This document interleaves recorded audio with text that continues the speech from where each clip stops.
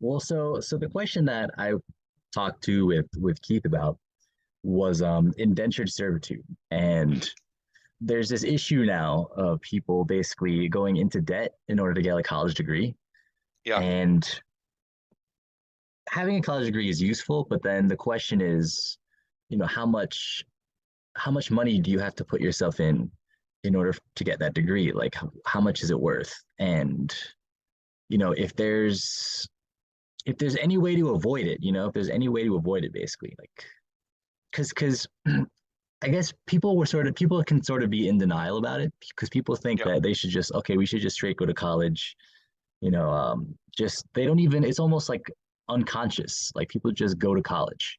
yeah, But by doing that, I mean that's like a huge. Most people take out loans, so that can really like affect your life. Like with indentured servants, Keith was saying, people would give up years of their life in exchange for room and board, and you would basically work to survive, and you would exchange a certain amount of time, years of your life in order to do yeah, that.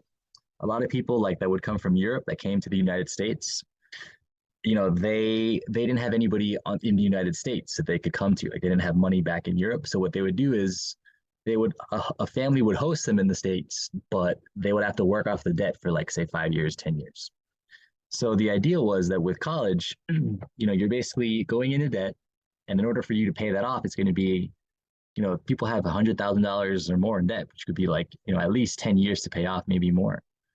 So Keith was yeah, basically saying that it's sort of like taking out a college loan can be like indentured servitude.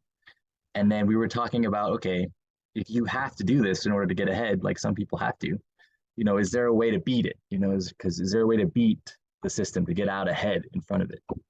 So I guess the first question to you is, do you think that Keith is right about that? Like, is college similar to indentured servitude in the sense that you have to give years of your life in order to get this degree?